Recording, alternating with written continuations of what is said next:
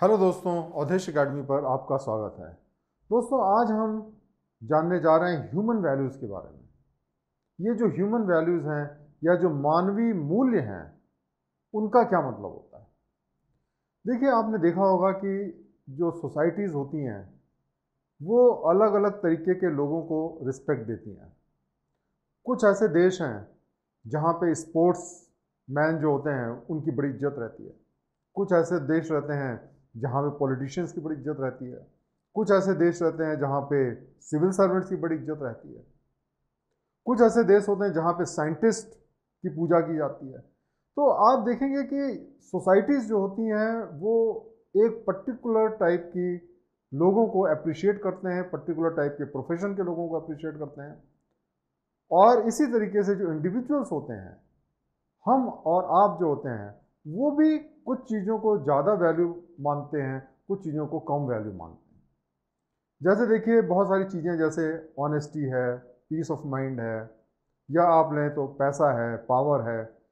इसका जो मापदंड है हर व्यक्ति का अलग होता है, और आप जिस चीज़ को ज़्यादा वैल्यू करते हैं उसी हिसाब से अपनी ज़िंदगी को बढ़ाते हैं आगे।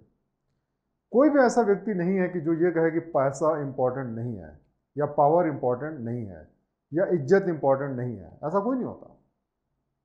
लेकिन इसकी जो वैल्यू है वो हर आदमी की नज़रों में, हर सोसाइटी की नज़रों में अलग होती है। और जो वैल्यूज़ होती हैं उसी हिसाब से सोसाइटीज़ बनती हैं, उसी हिसाब से इंसान बनते हैं। तो सबसे पहले हम समझते हैं कि ये ह्यूमन वैल्यूज़ क्या चीज़ें होती हैं। देखिए, ह्यूमन वैल्यूज़ जो होती है वो हमारे अंदर की या सोसाइटी की एक तरीके से पहचान होती है, जो ये डिसाइड करती है कि हम किस चीज़ को ज़्यादा इम्पोर्टेंस देते हैं। ये हमें गाइड करती है कि हम किस चीज़ को इम्पोर्टेंट समझें, किस चीज़ को प्रायोरिटी पे करें, और किस चीज़ को कम इम्पोर्टेंट समझें और ना करें। एथिक्स के अंदर जो वैल्यू होती है वो ये बताती है कि हम किस चीज़ को इम्पोर्टेंस दें, किस चीज़ को इम्पोर्टेंस ना दें, किस तरीके से ज़िंदगी बिताएं, किस तरीके से ज़िंदगी ना बिताएं, या क्या चीज़ ज़िंदगी में ना करें, क्या हमें करना चाहिए और क्या हमें नहीं करना चाहिए। ये जो चीज़ें हैं वो बेसिकली वैल्यू हमें बताती है। जैसा कि मैंने पहले आपको बताया कि कोई भी चीज़ जो है वो बिना मूल्य के नहीं है। हर चीज़ का एक मूल्य है, चाहे वो अच्छी हो चाहे बुरी हो।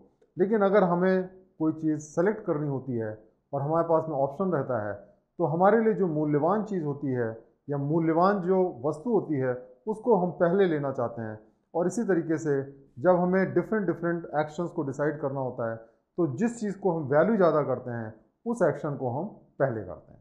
अब हम कुछ ह्यूमन वैल्यूज़ की डेफिनेशंस के बारे में जानेंगे। एक डेफिनेशन ह्यूमन वैल्यू की ये है: human values are important and lasting beliefs or ideals shared by the members of the culture about what is good or bad, desirable or undesirable। मतलब किसी भी कल्चर के अंदर, किसी भी सोसाइटी के अंदर जो उसके मेंबर्स होते हैं वो इस बात को डिसाइड करते हैं कि क्या चीज़ सोसाइटी के लिए अच्छी है, क्या चीज़ सोसाइटी के लिए बुरी है, क्या चीज़ हमारे मेंबर्स को करनी चाहिए और क्या चीज़ हमारे मेंबर्स को नहीं करनी चाहिए। ये जो सोसाइटी डिसाइड करती है ये उसके ट्रेडिशंस पे डिपेंड करता है, उसके बिलीफ सिस्टम पे डिपेंड करता है। इन सब चीज़ों के बेसिस पे जो डिसाइड किया जाता है कि क्या चीज़ अच्छा है क्या बुरा है, उसको हम ह्यूमन वैल्यूज़ कहते हैं। एक दूसरी डेफिनेशन है जो कि जॉन डेवी ने दी है, एक अमेरिकन फिलोसफर्स और साइकोलॉजिस्ट हैं। उन्होंने एक डेफिनेशन दी है। उन्होंने कहा कि value means primarily to prize, to esteem, to appraise, to estimate. मतलब कि जो वैल्यू होती है उसका मतलब होता है कि किसी चीज़ की हम देखें कि भाई उसकी क्या प्राइस है, उसकी जो है क्या इज्जत है, या उसको हम किस लेवल पे पहुंचाएं, क्या लेवल पे अप्रेस करें, और क्या हम उसको एस्टिमेट करें। कहने का मतलब ये है कि कोई भी चीज़, जैसे मान लीजिए कि पावर है, तो उसको हम कितनी इम्पोर्टेंस दें लाइफ में, ये हम डिसाइड करते हैं। या पैसा है, उसको हम कितनी इम्पोर्टेंस दें, ये हम डिसाइड करते हैं ह्यूमन वैल्यूज। तो उन्होंने आगे कहा कि it means the act of cherishing something, holding it clear, and also the act of passing judgement upon the nature and amount of its value as compare to something else. इसका मतलब ये हुआ कि जो भी चीज़ जो है जिसको हम ज़्यादा चाहते हैं वो ज़्यादा वैल्यूएबल होती है। और हमेशा जो ह्यूमन वैल्यूज़ हैं वो एक दूसरे के रिलेटिव होती हैं। कहने का मतलब यह है कि अगर आप किसी चीज़ को कम वैल्यू पे आंकेंगे, उसी के मुकाबले में कोई चीज़ हायर वैल्यू पे होगी। तो ये कोई एब्सोल्यूट वैल्यू नहीं होती, किसी भी चीज़ की एब्सोल्यूट वैल्यू नहीं होती है। जब हमारे पास में दो ऑप्शंस आते हैं तब उसमें से हम सेलेक्ट करते हैं कि हाँ अब इसमें ये ज़्यादा वैल्यूएबल है और इसलिए हमको ये ऑप्शन को सेलेक्ट करना चाहिए। इसी तरीके से एक डेफिनेशन है जो कि प्रोफेसर R.K. मुखर्जी ने दी है। उन्होंने कहा है कि values are socially approved desires and goals that are internalise through the process of conditioning, learning और सोशलाइजेशन एंड एस्पिरेशन। इसका मतलब ये होता है कि जो वैल्यूज़ होती हैं वो सोसाइटी में इवॉल्व होती हैं और हमारा जो मस्तिष्क है, हमारी जो थिंकिंग है, वो कंडीशन होती है क्योंकि उसी सोसाइटी में हम पैदा होते हैं, पलते हैं, बड़े होते हैं। तो धीरे धीरे करके क्या होता है कि वो जो वैल्यूज़ होती हैं सोसाइटी की वो धीरे धीरे हम एब्जॉर्व कर लेते हैं और हमारा माइंड कंडीशन हो जाता है। जैसे अगर पॉलिटिक्स को कुछ सोसाइटी में वैल्यू करते हैं तो वहाँ के लोग पॉलिटिशियन बनना चाहेंगे, सिविल सर्वेंट बनना चाहेंगे, कई जगह पे लोग आर्मी में जाना चाहेंगे क्योंकि वहाँ की जो सोसाइटीज़ हैं वो उन चीज़ों को ज़्यादा महत्व देती हैं। फिर हम कुछ चीज़ें ज़िंदगी में सीखते भी हैं, लर्निंग से भी वैल्यू आती है। हमारे टीचर्स हमें कुछ सिखाते हैं, संगति से हम लोग कुछ सीखते हैं। कुछ वैल्यूज़ हम सोशलाइजेशन से सीखते हैं। आप किस ऑर्गेनाइजेशन में काम कर रहे हैं, आपके मित्र कैसे हैं, आप किस सोसाइटी में रह रहे हैं। अब जैसे गांव के अंदर जो वैल्यूज़ होंगी अलग होंगी, शहर के अंदर वैल्यूज़ होंगी अलग होंगी, जो बड़े शहर हैं बम्बई, दिल्ली, वहाँ की वैल्यूज़ अलग होंगी। तो इस तरीके से जो आपकी जो सोसाइटी है, जिस सोसाइटी में आप रहते हैं, वहाँ के हिसाब से भी आपकी वैल्यूज़ डेवलप होती हैं। फिर आपके एस्पिरेशंस क्या हैं। गांव में रहने वाला एक आदमी है जिसके एस्पिरेशंस हैं पैसे कमाने के, बहुत आगे बढ़ने के, बहुत सक्सेसफुल होने के, उसकी वैल्यूज़ अलग होंगी। और वहाँ पे एक दूसरा आदमी है जो कि संतोषी रहना चाहता है, कम से संतुष्ट है, तो उसके एस्पिरेशंस अलग हैं और इस वजह से उसकी वैल्यूज़ अलग होंगी। इसी तरीके से अगर हम देश के लेवल पे देखें या सोसाइटी के लेवल पे देखें तो सोसाइटी क्या बनना चाहती है, क्या उसका एस्पिरेशन है, वो कहाँ पहुँचना चाहती है, उस हिसाब से वो अपनी वैल्यूज़ को डिसाइड करते हैं। जो ह्यूमन वैल्यूज़ होती हैं उनका एक सोसाइटल टेस्ट होता है, मतलब कि हम कैसे टेस्ट करें कि कोई ह्यूमन वैल्यू एक्चुअली अच्छी है कि नहीं है। तो जो ह्यूमन वैल्यूज़ होती हैं उसकी जो इम्पोर्टेंस है वो होती है एक तरीके से कि सोसाइटी के लिए वो चीज़ कितनी अच्छी है। जैसे फॉर एग्जांपल अगर हम एक लें कि सच बोलना। अब जो सच बोलना है वो सोसाइटी में हाई वैल्यू का माना जाता है। कोई आदमी जो हमेशा सच बोलता है हम हमेशा उसकी इज्जत करते हैं। उसका क्या कारण है? अगर सोसाइटी में सब लोग सच बोलेंगे, अगर आप सच बोलेंगे तो लोग आप पे विश्वास करेंगे, और अगर सब लोग सोसाइटी में सच बोलने लगे तो सोसाइटी में एक दूसरे पे लोगों का विश्वास बढ़ जाएगा। और जब सोसाइटी के अंदर सब लोग एक दूसरे पे विश्वास करेंगे तो इस बात में कोई दो राय नहीं है कि सोसाइटी स्ट्रांग होगी, वो देश उन्नति करेगा। और इसीलिए सच बोलना एक अच्छी वैल्यू मानी जाती है या एक हायर वैल्यू मानी जाती है। अब अगर हम झूठ बोलने पे लें तो अगर कोई व्यक्ति झूठ बोलता है तो उसको हम कोई विश्वास नहीं करते, और जब हम विश्वास नहीं करेंगे तो ट्रस्ट नहीं डेवलप होगा। और इस तरीके से अगर इस सोसाइटी में सब लोग झूठ बोलने लगें तो सोसाइटी में तो कोई एक दूसरे पे विश्वास नहीं करेगा और वो सोसाइटी किसी भी तरीके से उन्नति नहीं कर सकती है। इसीलिए जो सत्य है उसको हम ज़्यादा वैल्यू का मानते हैं और जो झूठ है उसको हम बहुत ही कम वैल्यू का मानते हैं। तो इस तरीके से जो सोसाइटी के इंटरेस्ट में जो चीज़ें होती हैं वो हायर वैल्यू की होती हैं और जो सोसाइटी के इंटरेस्ट में नहीं होती हैं उसको हम लोअर वैल्यू का मानते हैं। और इसी वजह से जो एथिकल वैल्यूज़ हैं और जो ह्यूमन वैल्यूज़ हैं वो काफ़ी हद तक सेम होती हैं, क्योंकि एथिक्स भी हमें यही सिखाता है कि हम एक ऐसा काम करें जो कि सोसाइटी को बेनिफिट करे, देश का भला करे, सोसाइटी का भला करे। और ह्यूमन वैल्यूज़ भी हमको सिखाती हैं कि जिससे ह्यूमैनिटी का भला हो, और उस तरीके से दोनों के बीच में बहुत ही बड़ा सामंजस्य होता है। तो दोस्तों इस तरीके से आज हमने सीखा कि ह्यूमन वैल्यूज़ क्या होती हैं, और इस तरीके से हमने ह्यूमन वैल्यूज़ के डेफिनेशन के बारे में जाना, और हमने ये भी जाना कि जो ह्यूमन वैल्यूज़ होती हैं वो एथिकल वैल्यूज़ के समतुल्य होती हैं, क्योंकि दोनों ही सोसाइटी की बेहतरी के लिए काम करती हैं। बहुत बहुत धन्यवाद ये वीडियो देखने के लिए।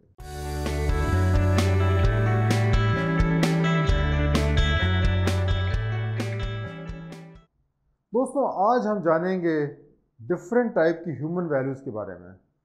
जो मानव मूल्य हैं वो कितने टाइप के होते हैं, या हम किस तरीके से उनको डिवाइड कर सकते हैं, या किस तरीके से उनको हम कैटेगराइज कर सकते हैं, उसके बारे में आज हम जानेंगे। सबसे पहले हम जानेंगे यूनिवर्सल वैल्यूज़ के बारे में। ये यूनिवर्सल वैल्यूज़ क्या होती हैं? ये जो यूनिवर्सल वैल्यूज़ हैं, जिसको हम चाहें तो हम धर्म भी कह सकते हैं, ये बहुत सालों से या हजारों हजार सालों से जो हमारे ऋषि मुनि हैं, जो हमारे अवतार हैं, या जो हमारे सेंट्स हैं, सब ने ये प्रयत्न किया कि कुछ ऐसे वैल्यूज़ या ऐसे मूल्यों को ढूंढा जाए जिसको कि अगर सब लोग फॉलो करें तो ये सोसाइटी बहुत ही बेहतर बन जाए और इसकी सारी प्रॉब्लम से मुक्ति मिल जाए। और उन्होंने बड़ी मेहनत करके और इस तरीके की वैल्यूज़ को ढूंढा या इस तरीके की वैल्यूज़ को पाया जो कि पूरे विश्व में, हर देश में, हर संस्कृति में उनको अच्छा माना जाता है। तो ये हम कह सकते हैं यूनिवर्सल वैल्यूज़। जैसे कि इक्वलिटी है, बराबरी का अधिकार।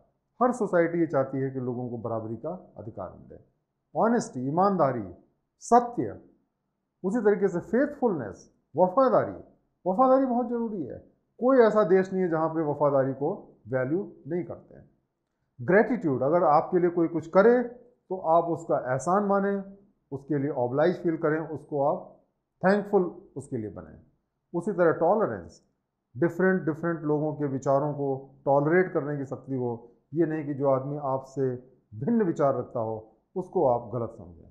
ट्रस्ट, विश्वास करना। डिसिप्लिन, ये भी पूरे दुनिया में इसकी वैल्यू मानी जाती है, क्योंकि जब तक अनुशासन नहीं होगा तब तक ना तो कोई समाज आगे बढ़ सकता है, ना कोई व्यक्ति आगे बढ़ सकता है। फेयरनेस, लव, प्रेम भी पूरे विश्व में एक तरीके से मूल्यवान माना जाता है। पीस, शांति, न्याय और कॉम्पेशन, एक दूसरे की पीड़ा को समझना। तो इस तरीके से ऐसी बहुत सारी वैल्यूज़ हैं जो कि पूरे विश्व में जिनको महत्व दिया जाता है और हम उनको यूनिवर्सल वैल्यूज़ कह सकते हैं। दूसरी जो सेट ऑफ वैल्यूज़ हैं जिनको हम कहते हैं लोकल वैल्यूज़। ये लोकल वैल्यूज़ जो होती हैं वो उस टाइप की वैल्यूज़ होती हैं जो कि सोसाइटी टू सोसाइटी डिपेंड करती हैं। ये सैकड़ों साल के इवोल्यूशन से, जोग्राफिकल कंडीशन से, हिस्ट्री से, बहुत सारे फैक्टर से ये गवर्न होती हैं। अब जैसे कि मान लिया कि कोई ऐसी सोसाइटी है जो प्लेन में रहती है, वहाँ की ज़मीन उपजाऊ है, खेती बाड़ी अच्छी होती है, तो इस बात की काफ़ी संभावना रहती है कि वहाँ पर लोग जो है वो मीट मछली नहीं खाते होंगे। लेकिन अगर कोई दूसरी सोसाइटी है जो कि मान लिया समुद्र के किनारे रहती है, वहाँ पे कुछ पैदा नहीं होती, या वो पहाड़ों पे रहते हैं जहाँ पे कुछ पैदा नहीं होता और वहाँ पे मीट मछली से ही गुजारा होता है, तो वहाँ पे सबसे ज़्यादा संभावना है कि वहाँ पे मीट मछली को खाना गलत नहीं माना जाएगा। तो इस तरीके से बहुत सारी ऐसी वैल्यूज़ हैं जो हमें विरासत में मिलती हैं, क्योंकि हम जो है जहाँ पे पैदा होते हैं, हमारे बाप दादे वही चीज़ें खाते आए और हम भी उसी तरीके की चीज़ों को फॉलो करते हैं।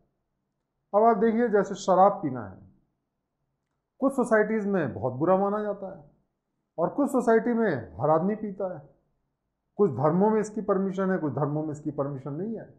तो ये जो वैल्यूज़ हैं ये लोकल वैल्यूज़ हैं, क्योंकि आप ये नहीं कह सकते शराब पीना बुरा है कि अच्छा है, क्योंकि जो चीज़ बुरी है, जैसे सत्य बोलना सारी सोसाइटी में अच्छा है, लेकिन शराब पीना सब सोसाइटी में अच्छा या बुरा नहीं है।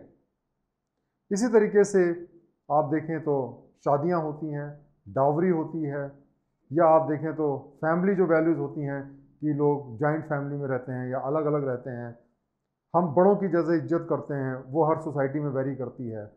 उसी तरीके से जो कास्ट है या जो जाति व्यवस्था है, ये भी सब जो है वो लोकल वैल्यूज़ में आती हैं। तीसरे तरीके की जो वैल्यूज़ होती हैं उनको हम कहते हैं सिचुएशनल वैल्यूज़। समय के अनुसार जो हम मूल्यों को बदलते हैं उनको हम सिचुएशनल वैल्यूज़ कहते हैं। सिचुएशनल वैल्यूज़ को अक्सर हम कंपेयर करते हैं सस्टेनेबल वैल्यू से, या जो वैल्यू सस्टेन करें, सिचुएशन पे डिपेंड ना करें, उनको सस्टेनेबल वैल्यू कहते हैं। और उसके अपोजिट ये आपकी सिचुएशनल वैल्यू होती है। अब जैसे कि मान लिया कोई एक बैंकर है, बैंक में काम करता है, बैंक का मैनेजर है, उसको टारगेट दिया गया है कि भाई तुम इतना लोन तुमको देना है। अब कोई व्यक्ति आता है लोन मांगने के लिए और इस आदमी को ऐसा लगता है उसकी इकोनॉमिक कंडीशन को देखते हुए कि शायद वो जो है वो लोन को चुका नहीं पाएगा, लेकिन उसके बावजूद वो उसको लोन देता है। क्यों? क्योंकि उसका टारगेट अचीव होगा, उसके बैंक का टारगेट अचीव होगा। तो वो एक तरीके से सिचुएशनल वैल्यू हो गई, क्योंकि वो जानते हुए भी कि ये उस ऑर्गेनाइजेशन के इंटरेस्ट में अच्छा नहीं है, वो ये कर रहा है क्योंकि उसको इमीडिएट बेनिफिट हो रहा है।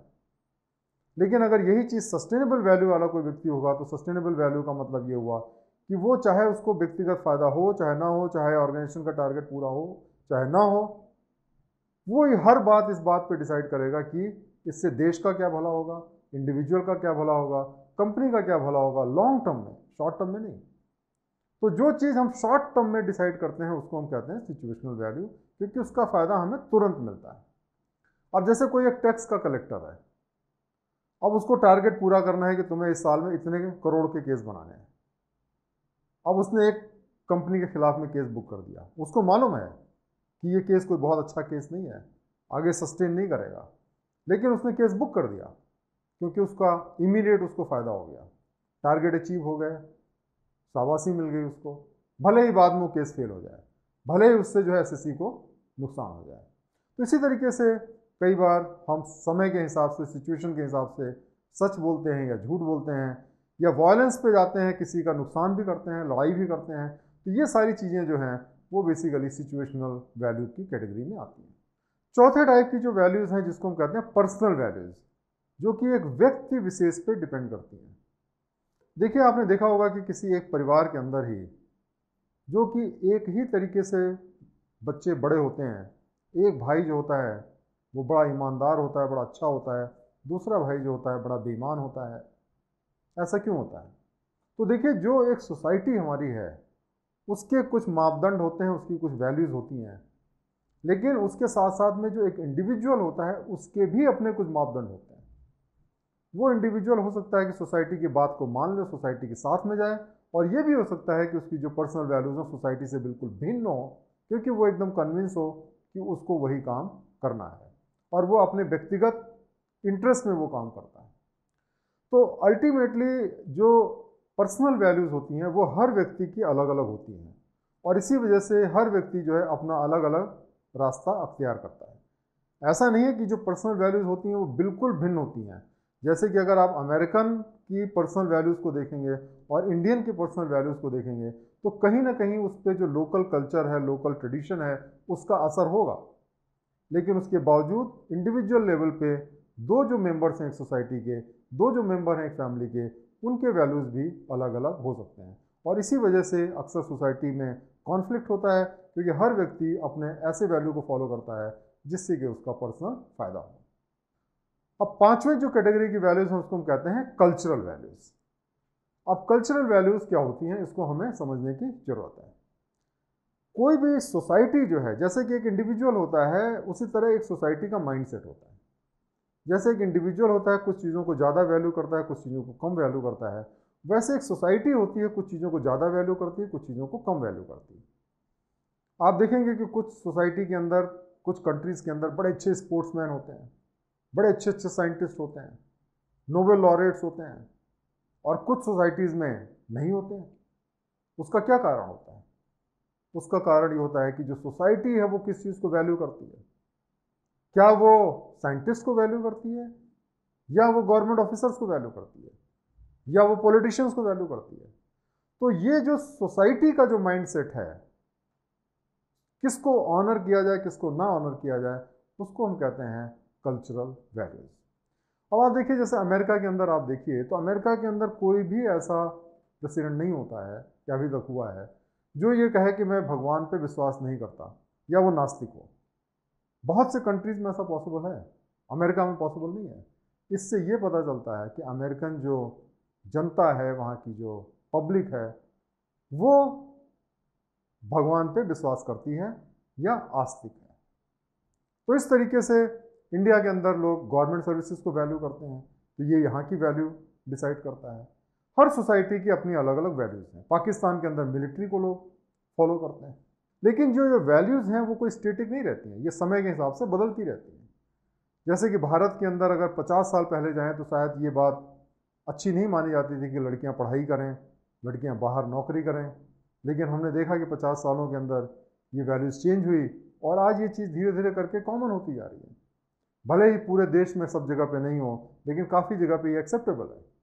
तो इस तरीके से जो सोसाइटीज़ होती हैं वो समय के हिसाब से बदलती हैं, और ज़्यादातर लोग ये कोशिश करते हैं कि सोसाइटी के साथ में चलें, क्योंकि सोसाइटी से जब वो अलग होकर चलेंगे तो उनको सोसाइटी एक्सक्लूड कर सकती है, उनको बैकआउट कर सकती है, उनको पनिश कर सकती है। और इसी वजह से हर आदमी ये चाहता है कि सोसाइटी के साथ साथ चले, और इसी तरीके से जो कल्चर होता है, जो सोसाइटल वैल्यूज़ होते हैं, वो इंडिविजुअल वैल्यू को अफेक्ट करते हैं। हम वैल्यूज़ को पॉजिटिव और नेगेटिव वैल्यूज़ में भी कैटेगराइज कर सकते हैं। कुछ ऐसी चीज़ें होती हैं, देखिए, जो कि अच्छी होती हैं और हमें ज़्यादा से ज़्यादा उसको फॉलो करना चाहिए, लेकिन भले ही हम 100% फॉलो ना करें। उसी तरीके से कुछ चीज़ें भले ही वो नेगेटिव वैल्यूज़ हम देते हैं, लेकिन हम उसको 100% नेगलेक्ट नहीं कर सकते। तो पॉजिटिव वैल्यूज़ का देखिए मतलब ये होता है कि ऐसी चीज़ें जिसको हमें ज़्यादा से ज़्यादा फॉलो करना चाहिए। 100% नहीं तो चलिए 85%, 90%। और उसी तरीके से जो निगेटिव वैल्यूज़ हैं वो वैसी वैल्यूज़ हैं जिसको हमें कम से कम फॉलो करना चाहिए। कम से कम, जैसे हमें निगेटिव मार्किंग कम से कम हो। अब पॉजिटिव वैल्यूज़ की जो एग्जांपल हैं, जैसे सच बोलना, ईमानदार रहना और वफादार रहना, ये पॉजिटिव वैल्यूज़ हैं। निगेटिव वैल्यूज़ में झूठ बोलना, करप्ट होना या बेवफाई करना। तो हमें ये कोशिश करनी चाहिए कि हम ज़्यादा से ज़्यादा सच बोलें, लेकिन ऐसा नहीं कि ऐसी सिचुएशन आ जाए जबकि हमको झूठ बोलना ही पड़े। हो सकता है कोई ऐसा आदमी जो कभी कभी हमें झूठ बोलना पड़ता है, तो हमें झूठ मिनिमम से मिनिमम बोलना चाहिए और जो पॉजिटिव चीज़ें उसको ज़्यादा से ज़्यादा करना चाहिए। ये फ़र्क होता है पॉजिटिव और निगेटिव वैल्यूज़ का। इसी तरीके से वैल्यूज़ को कई बार कैटेगराइज करते हैं इंट्रिंसिक वैल्यू और एक्सट्रिंसिक वैल्यू, मतलब अंतर की वैल्यू और बाहर की वैल्यू, बाहर के मूल्य। देखिए, बहुत सारे ऐसे काम होते हैं जिसको करने से हमको अंदर से संतुष्टि मिलती है, उसके लिए हम कोई बेनिफिट नहीं चाहते हैं, हम इसलिए करते हैं क्योंकि हमें अंदर से अच्छा लगता है, उसको हम कहते हैं इंट्रिंसिक वैल्यू। कुछ ऐसे काम हम इसलिए करते हैं कि हमें बाहर का नाम होता है, लोग हमारी तारीफ करते हैं, तो सोसाइटी जिस चीज़ को वैल्यू करती है, तो इस तरीके से उसको हम एक्सट्रिंसिक वैल्यू कहते हैं या बाहरी वैल्यू कह सकते हैं, बाहरी मूल्य कर सकते हैं। लेकिन ये कोई ज़रूरी नहीं है कि जो इंट्रिंसिक वैल्यू हो वो एक्सट्रिंसिक वैल्यू के अपोजिट हो। कई बार ये दोनों साथ साथ भी होते हैं और बेस्ट तो यही रहता है कि दोनों साथ साथ हों। जैसे कि मान लिया आप किसी की मदद करते हैं, जब आप किसी की मदद करते हैं तो उसको सोसाइटी अप्रिशिएट करती है। पूरे विश्व में कहीं पे भी आप जाएं, जो भी व्यक्ति दूसरों की मदद करता है उसको लोग तारीफ करते हैं। लेकिन अगर आप इस तरीके के हैं या आपके दिमाग में इस तरीके की मानसिकता है कि आपको लोगों की मदद करके स्वयं से प्रसन्नता मिलती है, और ऐसा होता है, तो आपको अंदर से भी खुशी मिलती है। तो यहाँ पे एक्सट्रिंसिक वैल्यू और एक्सट्रिंसिक वैल्यू सेम हो गई। लेकिन अब आपका मन तो नहीं है कुछ देने का, मन तो नहीं है कुछ भला करने का, लेकिन चूंकि आपको अप्रिशिएशन या तारीफ मिल रही है, आपने उसको कर दिया। तो यहाँ पे क्या है कि आपको अंदर से तो तकलीफ है, बस बाहर की वाहवाही के लिए आपने कर दिया, तो यहाँ पे वो कॉन्ट्रास्ट हो गया। तो इस तरीके से जो इंट्रिंसिक वैल्यू है और एक्सट्रिंसिक वैल्यू है, ये अलग अलग टाइप की वैल्यूज़ है। और इंट्रिंसिक वैल्यू हम किसी तरीके की बाहर की तारीफ की अपेक्षा नहीं करते हैं और हम वो काम करते हैं जो हमें अंदर से खुशी देती है, और एक्सट्रिंसिक वैल्यू में हम वो काम करते हैं जो कि बाहर के लोग जिसको वैल्यू करते हैं। अब हम आते हैं जो 8वें टाइप का कैटेगराइजेशन होता है, जिसको हम कहते हैं एब्सोल्यूट वैल्यू और रिलेटिव वैल्यू। देखिए, बहुत सारे मॉरल कोड ऑफ कंडक्ट हैं, जैसे मान लिया झूठ नहीं बोलना, सच बोलना हमेशा, जो कि हम मानते हैं कि वो यूनिवर्सल है। लेकिन अगर मान लिया कि ऐसी सोसाइटी में हम रहते हैं जहाँ पे झूठ बोलना कॉमन हो, ऐसे डिपार्टमेंट में काम करते हैं जहाँ पे करप्शन आम हो, तो ऐसी सिचुएशन में अगर कोई ऐसा व्यक्ति है जो कि भले ही एब्सोल्यूट सेंस में ऑनेस्ट नहीं है लेकिन बाकी लोगों से बहुत ऑनेस्ट है, तो उसको हम हाई वैल्यू देते हैं। अब देखिए कि जैसे मान लिया कि कोई एग्ज़ाम देता है, अब एग्ज़ाम के अंदर जो है उसके नंबर आते हैं 80% और एवरेज स्कोर है पूरे देश में या पूरे उसके जो क्लास है वो है 60%। तो निसंदेह भले ही वो 100 में 100 नंबर नहीं पाया, लेकिन उसने एक महत्वपूर्ण अचीवमेंट किया और इसलिए हम उसको वैल्यू देते हैं, उसकी वैल्यू ज़्यादा है। लेकिन अगर मान लीजिए कि क्लास का एवरेज 90% है और उसका स्कोर 80% है, तो एब्सोल्यूट स्कोर अभी भी दोनों सिचुएशन में सेम है, लेकिन रिलेटिव सेंस में उसका स्कोर कम हो गया और उसकी वैल्यू कम हो गई। तो कहने का मतलब ये होता है कि जो हमारी जो सिचुएशन होती है, हमारा जो एनवायरनमेंट होता है, उसके हिसाब से भले ही हम एब्सोल्यूट लेवल पे कोई काम ना कर पाएँ या एब्सोल्यूट वैल्यू ना देखें, बट रिलेटिव लेवल पे अगर हमारी परफॉर्मेंस अच्छी है तो वो भी चीज़ जो है बहुत ही हाईली वैल्यूएबल मानी जाती है। तो हमारे जो मॉरल स्टैंडर्ड्स होते हैं, हमारे एथिक्स होते हैं, वो हमेशा रिलेटिव लेवल पे माने जाते हैं कि बाकी लोगों के मुकाबले में हम कितने बेहतर हैं। तो दोस्तों, इस तरीके से आज हमने जाना कि कितने डिफरेंट टाइप की ह्यूमन वैल्यूज़ होते हैं या मानवीय मूल्य होते हैं। तो ये चीज़ जो है हमारे लिए ज़रूरी है जानना, क्योंकि अच्छे वैल्यूज़ को हम जितना फॉलो करें हमारी ज़िंदगी उतनी बेहतर होगी, और बुरी जो वैल्यूज़ हैं उनको हम जितना अवॉइड करें वो हमारे लिए उतना ही अच्छा है और सोसाइटी के लिए भी उतना ही अच्छा है। बहुत बहुत धन्यवाद ये लेक्चर देखने के लिए।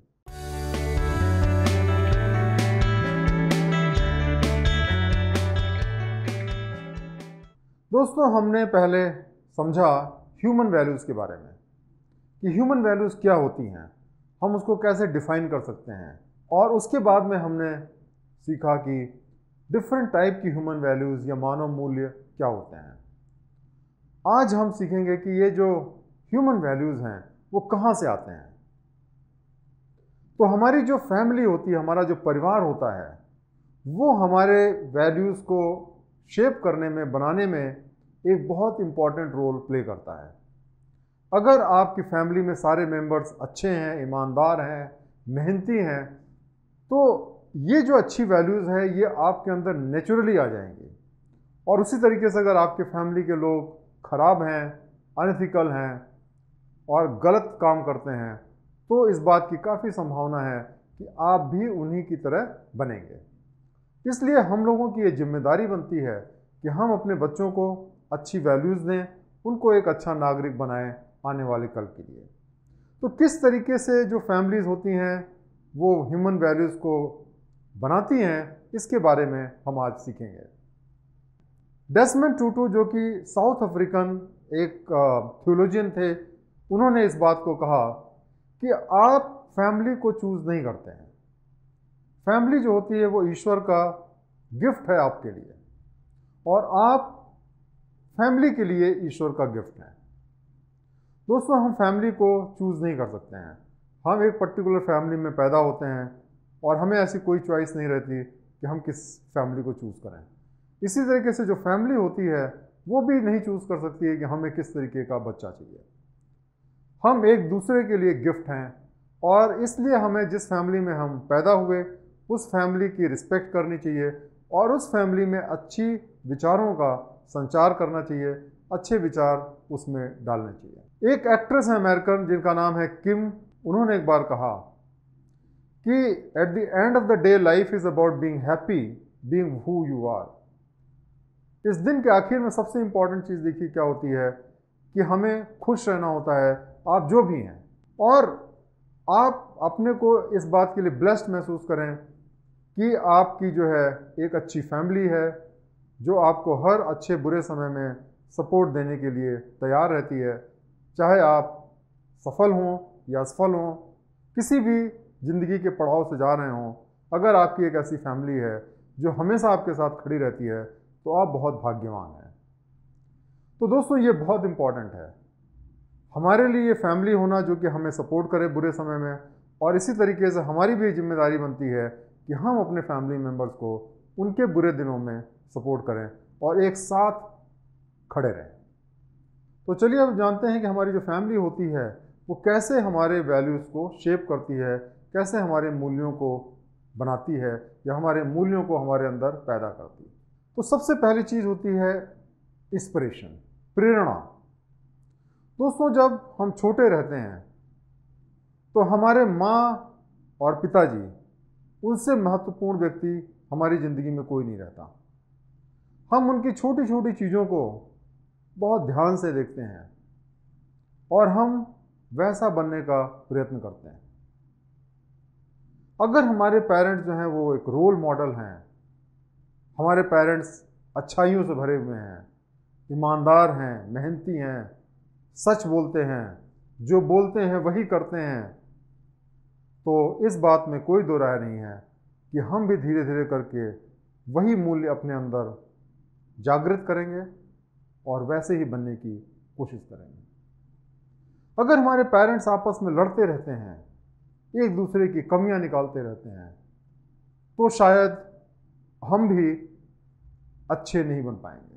तो इसलिए पेरेंट्स की जिम्मेदारी होती है, माँ बाप की जिम्मेदारी होती है कि वो आपस में ना लड़ें। अगर उनके अंदर कुछ डिफरेंसेस भी हैं तो उसको अलग से जा कर के सॉल्व करें, ताकि बच्चों के ऊपर उसका कोई बुरा असर ना पड़े। उनकी ये भी जिम्मेदारी होती है कि एक दूसरे से कंपटीशन ना करें बच्चे को विन करने के लिए, बच्चे का मन जीतने के लिए। कई बार ऐसा देखा गया है कि एक पेरेंट्स ने डांटा, माँ ने डांटा तो पिताजी सपोर्ट में आ गए, पिताजी ने डांटा तो माँ सपोर्ट में आ गई। इससे बच्चा कंफ्यूज हो जाता है, इससे बच्चा जो है एक दूसरे को एक्सप्लॉइट करने लगता है। ये पेरेंट्स की जिम्मेदारी है कि हमेशा यूनाइटेड फ्रंट रखें और हमेशा एक यूनिट की तरह अपने बच्चों को डील करें। तो ये बहुत इंपॉर्टेंट चीज़ है कि पेरेंट्स अगर अच्छे हैं और उनको इंस्पायर करते हैं अपने बच्चों को अपने कंडक्ट से, तो बच्चे ऑटोमेटिकली अच्छी वैल्यूज़ को बिना कहे सीख जाते हैं। दूसरी इंपॉर्टेंट चीज़ दोस्तों ये होती है कि जो पेरेंट्स हैं उनको अपने बच्चों के अंदर जो अच्छाइयाँ हैं, और जब भी वो कोई अच्छा काम करें तो उनको अप्रिशिएट करनी चाहिए, उनको तारीफ़ करना चाहिए। ज़्यादातर ये देखा गया है कि जो पेरेंट्स होते हैं जब बच्चे कोई गलती करते हैं तो उसके लिए उनको बहुत क्रिटिसाइज़ करते हैं, प्रताड़ित भी करते हैं, लेकिन जब वो कोई अच्छा काम करते हैं तो उनकी तारीफ़ करना भूल जाते हैं। ये एक अच्छी आदत नहीं है, क्योंकि हर व्यक्ति को एप्रिसिएशन या तारीफ़ अच्छी लगती है, और ख़ास तौर से अगर वो हमारे अपनों से आए। अगर हमारे पेरेंट्स, हमारे टीचर्स, हमारे फ्रेंड्स हमारी तारीफ़ करते हैं तो हम ज़्यादा से ज़्यादा अच्छा काम करना चाहते हैं, ताकि उनकी ज़्यादा से ज़्यादा तारीफ़ को बटोर सकें। और ये जो उनकी तारीफ़ होती है वो हमारे अपने इमेज को सुधारती है, हमारा कॉन्फिडेंस बढ़ाती है, और हम ज़्यादा से ज़्यादा अच्छा काम करने की कोशिश करते हैं। अब मैं आपको बताता हूँ एक कहानी, जो कि सत्य है या नहीं है इस बात पे विवाद है, लेकिन ये बात बहुत जगह मेंशन की जाती है।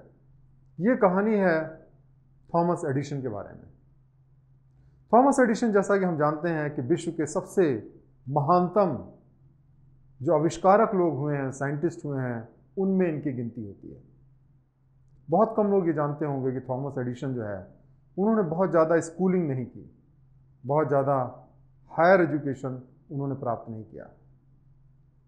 ऐसा कहा जाता है कि जब वो एक बार बहुत छोटे थे तो उनको स्कूल से निकाला गया और उनको एक पर्ची दी गई कि अपनी माँ को दे देना। वो घर आए, अपनी माँ को उन्होंने पर्ची दी। माँ की जो आंखें थी वो आंसू से भर गई, और उन्होंने अपने बेटे से कहा कि इस पर्ची में लिखा हुआ है कि आपका बेटा जीनियस है, और हमारा स्कूल उसकी कैपेसिटी के हिसाब से बहुत छोटा है, इसको कृपया आप अपने घर ले जाएं और घर से ही आप पढ़ाएं।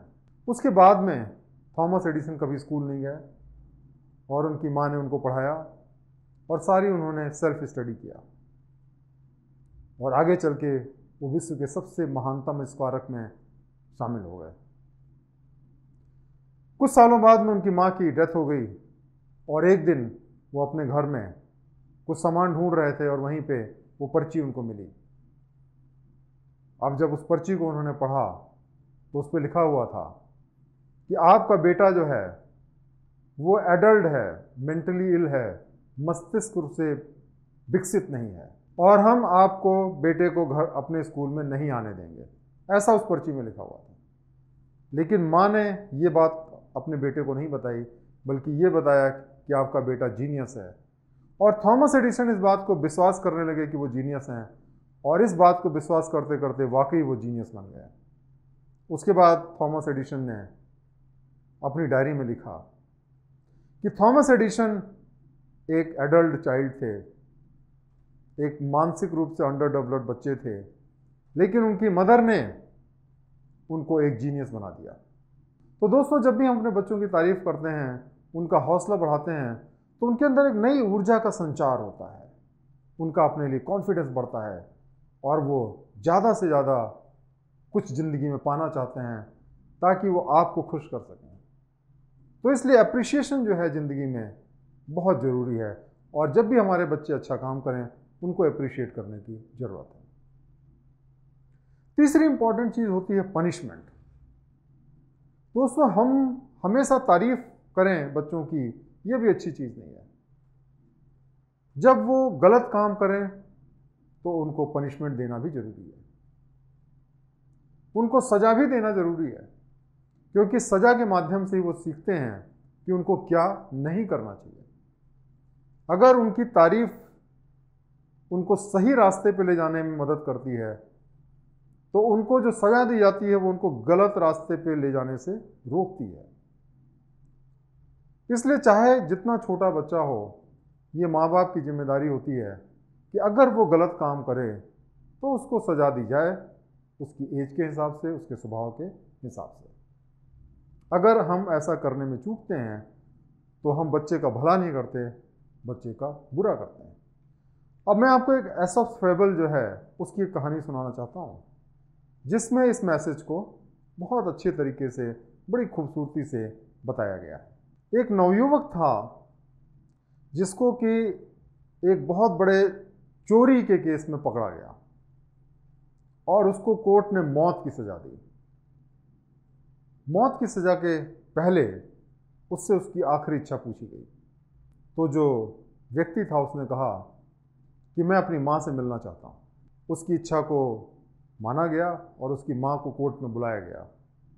तब उस व्यक्ति ने कहा कि मैं अपने माँ से कान में कुछ बताना चाहता हूँ।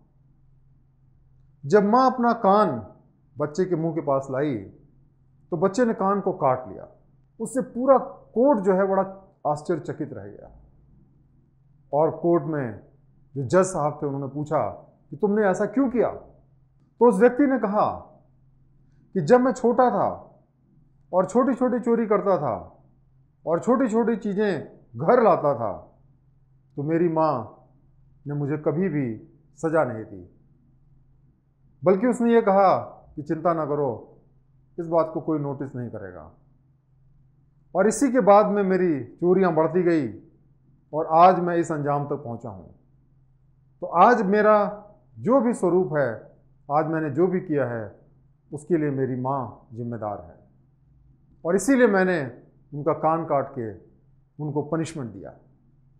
तो दोस्तों, ये एक बड़ी इंपॉर्टेंट चीज़ है कि अगर आप अपने बच्चों को गलत काम करने के लिए सज़ा नहीं देंगे तो वो गलत काम करने से नहीं रुकेंगे और फ्यूचर में उनको सोसाइटी सज़ा देगी जो कि और भी ज़्यादा नुकसानदेह होगी। तो ये हमारी जिम्मेदारी है कि हम अच्छे काम के लिए बच्चों को प्रेरित करें और बुरे काम करने पे उनको सज़ा भी दें, तभी हम अच्छे चरित्र का निर्माण कर सकते हैं। चौथी इंपॉर्टेंट जो चीज़ होती है जिससे हम ह्यूमन वैल्यूज़ का संचार करते हैं अपने बच्चों में, वो है प्यार, लव। लव जो है या प्रेम जो है उसकी कोई भाषा नहीं होती और ईश्वर ने कुछ ऐसा बनाया है कि जो माँ बाप है अपने बच्चों को बहुत नेचुरल तरीके से प्रेम करते हैं और बच्चे भी अपने माँ बाप को उसी तरीके से प्रेम करते हैं। लेकिन कई बार क्या हो जाता है कि पेरेंट्स जो हैं अपने अपने कैरियर में बिजी हो जाते हैं, अपनी अपनी ज़िंदगी में बिजी हो जाते हैं और बच्चों को प्रेम नहीं करते हैं, बच्चों पे ध्यान नहीं देते, उनको प्रेम नहीं देते। इससे क्या होता है कि बच्चे और माँ बाप के बीच में एक दीवार हो जाती है, एक डिस्टेंस हो जाती है, एक डिस्ट्रस्ट हो जाता है। वो एक दूसरे से अपनी बातों को कम्युनिकेट नहीं कर पाते। अगर प्रेम है रिश्ते में तो बिना कहे ही बातें कम्युनिकेट हो जाती हैं और बच्चे अच्छी वैल्यूज़ को ऑटोमेटिकली एक्सेप्ट कर लेते हैं।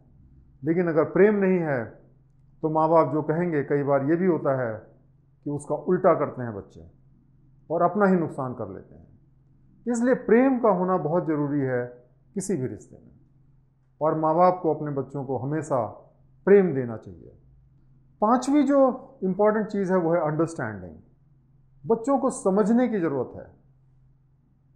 ज़्यादातर माँ बाप जो होते हैं वो बच्चों को समझने की कोशिश नहीं करते हैं, बच्चों को अपने जैसा बनाने की कोशिश करते हैं। जिस रास्ते पे चल के उनको सफलता मिली, उनको लगता है कि वही रास्ता सही है और सबको उसी रास्ते पे चलना चाहिए। लेकिन ऐसा सही नहीं है, क्योंकि हर व्यक्ति का अलग नेचर होता है, हर व्यक्ति का अलग टैलेंट होता है और ये माँ बाप की जिम्मेदारी है कि बच्चों के टैलेंट को समझें, बच्चों का जो एक स्वभाव है उसको समझें और उन्हें वो काम करने के लिए प्रेरणा दें जिससे उनकी ज़िंदगी में बेहतरी आती है, बजाय इसके कि उनको अपने बताए हुए रास्ते पे चलाने की कोशिश करें। इसलिए बच्चों को समझना बहुत ज़रूरी है और बिना आप बच्चों को समझे हुए बच्चों को सही रास्ते पे नहीं ले जा सकते हैं। दोस्तों, छठी इंपॉर्टेंट चीज़ होती है जिससे माँ बाप अपने बच्चों के अंदर अच्छी वैल्यूज़ को डाल सकते हैं, वो होती सपोर्ट। बच्चे बड़े नाजुक होते हैं और वो कई बार बहुत सारी गलतियां कर जाते हैं। माँ बाप कई बार जब उनकी गलतियां होती हैं तो उनको पनिश करते हैं, उनको उनके जो दोस्त होते हैं उनके सामने ह्यूमिलिएट करते हैं, क्रिटिसाइज करते हैं। इससे क्या होता है दोस्तों कि जो बच्चे होते हैं उनका कॉन्फिडेंस अपने ऊपर ख़त्म हो जाता है। कई बार ऐसा भी होता है कि बच्चे अपनी तरफ से पूरा प्रयत्न करते हैं लेकिन उसके बावजूद सफल नहीं हो पाते हैं। हर बच्चा तो क्लास में टॉप नहीं कर सकता है, लेकिन ये माँ बाप को चाहिए कि जब बच्चे सफल नहीं भी हों, असफल भी हों ज़िंदगी में, तो उनको सपोर्ट दे, अनकंडीशनल सपोर्ट दे। बच्चों को ऐसा ना लगे कभी भी कि माँ बाप हमें किसी भी समय छोड़ सकते हैं या माँ बाप का प्रेम पाने के लिए मुझे क्लास में टॉप करना ज़रूरी है या मुझे ये करना ज़रूरी है। उनको ये विश्वास होना चाहिए कि माँ बाप हमेशा मेरे साथ खड़े रहेंगे, चाहे मेरा अच्छा समय हो चाहे मेरा बुरा समय हो। और इसीलिए दोस्तों, सपोर्ट करना बच्चों का उनके बुरे वक्त में और एक दूसरे फैमिली मेम्बर्स के लिए जब उनका बुरा वक्त चल रहा हो ज़िंदगी में बहुत ज़रूरी है। और जब हम किसी के बुरे वक्त में सपोर्ट करते हैं तो वो लोग हमेशा हमको याद रखते हैं, हमारी बातों पे विश्वास करते हैं और अगर हम उनको जो भी कहते हैं वो हमारी बातों को मानते हैं। तो इसलिए हमें चाहिए कि हम अपने जो फैमिली मेम्बर्स हैं, चाहे छोटे हों चाहे बड़े हों, सब की ज़रूरतों पे हमेशा खड़े रहें और हमेशा उनके बुरे दिनों में उनको सपोर्ट करें।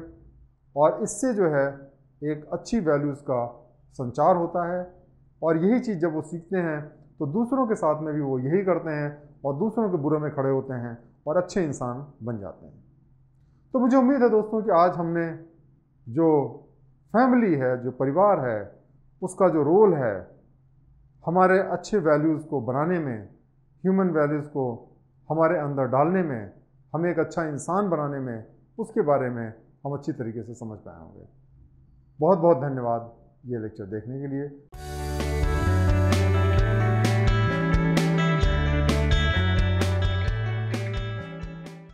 दोस्तों, हमने इसके पहले सीखा कि मानव मूल्य क्या होते हैं, कितने तरह के मानव मूल्य होते हैं और ये जो मानव मूल्य हैं वो हमारे अंदर किस तरीके से समाहित होते हैं। हमने ये जाना कि जो हमारा परिवार है उसका एक बहुत महत्वपूर्ण रोल रहता है हमारे अंदर अच्छे मानवीय मूल्यों को डालने में। हमारे परिवार के अलावा हमारे समाज का भी एक बहुत महत्वपूर्ण रोल रहता है, बहुत महत्वपूर्ण भूमिका रहती है हमारे अंदर अच्छे मूल्यों को डालने की या समाहित करने की। तो आज हम जानेंगे कि जो हमारा समाज है वो कैसे मानव मूल्यों का विकास कर सकता है इस सोसाइटी में। दोस्तों, हमारे शास्त्रों में जीवन को अनुभव धारा कहा गया है।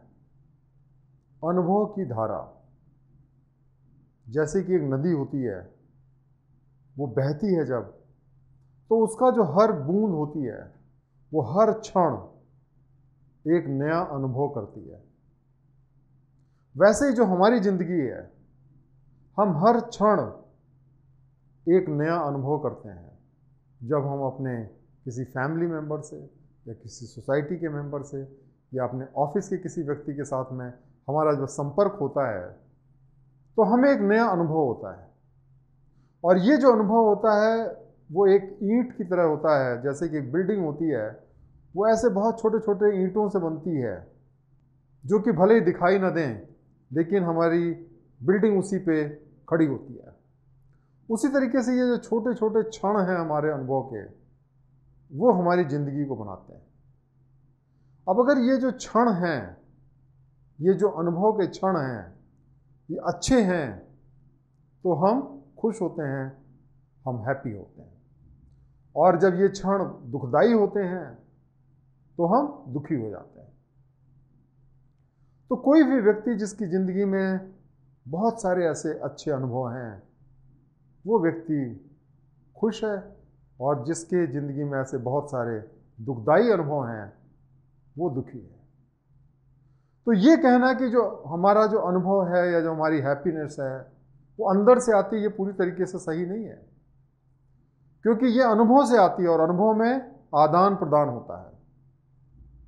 तो जैसे हम हैं तो हमारी फैमिली के साथ हमारे क्या एक्सपीरियंस है, हमारी सोसाइटी के साथ हमारे क्या एक्सपीरियंस है, हमारे ऑर्गेनाइजेशन के साथ हमारे क्या एक्सपीरियंस है, इससे हमारी ज़िंदगी अच्छी या बुरी बनती है। तो इस मामले में दोस्तों सोसाइटी का बड़ा महत्वपूर्ण रोल रहता है। जो हमारा समाज होता है, अगर हमारे समाज के साथ में एक अच्छा अनुभव होगा तभी हमारी ज़िंदगी में खुशी होगी। और हर व्यक्ति ज़िंदगी में खुशी चाहता है, खुश रहना चाहता है, और इसी वजह से वो समाज के साथ में तारतम्य बना के चलना चाहता है, वो समाज के साथ में अच्छे रिश्ते बना के चलना चाहता है। और इसीलिए समाज जो है वो बहुत ही महत्वपूर्ण रोल प्ले करता है हमारे वैल्यूज़ को शेप करने में। दोस्तों सोसाइटी जो होती है वो हमारे फैमिली का एक एक्सटेंशन जैसा है, वो भी एक बड़ा परिवार है जिसमें हम रहते हैं।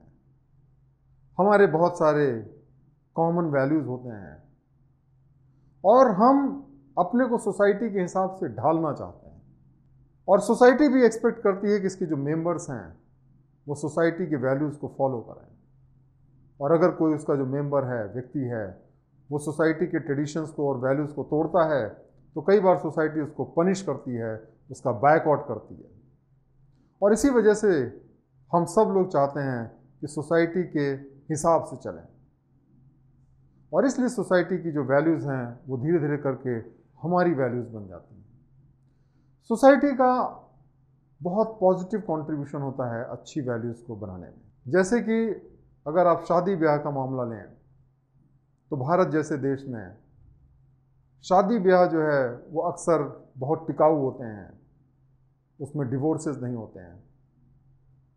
पूरी दुनिया में ये माना जाता है कि जो पति पत्नी एक दूसरे से वफादार रहें जब वो शादी के बंधन में बंधते हैं, और सोसाइटी इस बात को बिल्कुल बर्दाश्त नहीं करती है अगर वो एक दूसरे के बेवफाई करें। और ये जो प्रेशर रहता है वो अक्सर इस रिलेशनशिप को स्ट्रेंथ देता है, मजबूती देता है। इसी तरीके से जो फैमिली ट्रेडिशंस होते हैं वो अक्सर कॉमन होते हैं बाकी फैमिली मेम्बर्स, बाकी सोसाइटी के मेम्बर्स के साथ में, और इससे हम एक दूसरे से जुड़ते हैं। और जो सोसाइटी की जो हमारी फैमिली की अच्छी प्रथाएं हैं उनको हम फॉलो करते हैं, जैसे कि हम बड़ों की इज्जत करते हैं, छोटों को प्रेम करते हैं, उनके लिए सेक्रीफाइस करते हैं। तो ये सारी चीज़ें जो है हमें सोसाइटी सिखाती है। इसी तरह दान पुण्य करना, हमने बड़ी मेहनत से पैसा कमाया लेकिन हमने दूसरों को दान किया, क्यों? क्योंकि सोसाइटी इसको अच्छा मानती है, और जिस सोसाइटी में इस चीज़ की वैल्यू ज़्यादा रहती है उस सोसाइटी में उतना ही ज़्यादा लोग दान पुण्य करते हैं। सर्विस, बहुत सारी ऐसी सोसाइटीज़ हैं जहाँ पे गरीबों की सेवा करना बहुत बड़ा पुण्य का काम माना जाता है, बहुत बड़ा अच्छा काम माना जाता है। और आप देखेंगे कि ऐसी सोसाइटीज़ में ज़्यादा से ज़्यादा लोग गरीबों की सेवा करते हैं, क्योंकि वो सोसाइटी का अप्रूवल उनको मिलता है, सोसाइटी उसकी तारीफ़ करती है। ईमानदारी, ये भी एक वैल्यू है दोस्तों जो हम अक्सर सोसाइटी से सीखते हैं। ऐसे दुनिया में बहुत सारे देश हैं जहाँ के लोग बड़े ईमानदार हैं, वहाँ पे करप्शन नहीं है, और उसका कारण क्या है कि वहाँ की सोसाइटी बेईमानी को, झूठ बोलने को बर्दाश्त नहीं करती है, अच्छा नहीं समझती है। और इसीलिए सोसाइटी में जब लोग रहते हैं तो वो अच्छा बनने की कोशिश करते हैं, ईमानदार बनने की कोशिश करते हैं। यहाँ तक कि जो करप्ट सोसाइटी से लोग माइग्रेट करके वहाँ जाते हैं, वहाँ बस जाते हैं, वो भी अपने वैल्यूज़ को चेंज करके नई सोसाइटी के हिसाब से अपने को ढालने की कोशिश करते हैं। कुछ सोसाइटीज़ दोस्तों ऐसी होती हैं जहाँ पे एक्सेलेंस या अच्छे काम को बढ़ावा दिया जाता है।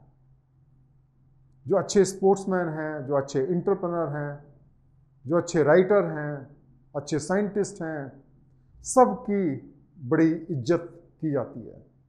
और ऐसी सोसाइटीज़ होती हैं वो टॉप स्पोर्ट्समैन, नोबेल लॉरेट, इस तरीके के लोगों को बनाती हैं। और उसके विपरीत जिन जगह पे इन सोसाइटीज़ में ऐसे लोगों की इज्जत नहीं होती है, वहाँ पे ऐसे लोग नहीं पैदा होते हैं। तो इस तरीके से सोसाइटी एक्सीलेंस को अगर प्रमोट करेगी तो वहाँ बहुत सारे एक्सीलेंट लोग पैदा होंगे। उसी तरीके से जो हमारे एथिक्स और मॉरल रहते हैं हर मामले में, वो हमारी सोसाइटी की देन रहते हैं। क्योंकि सोसाइटी में अगर हर आदमी एथिकल है, हर आदमी चरित्रवान है, तो वहाँ पे कोई आदमी गलत काम नहीं करेगा, क्योंकि उसको सोसाइटी बायकॉट करेगी या उसको पनिश करेगी। लेकिन सोसाइटी सब अच्छी चीज़ों को ही नहीं सिखाती है।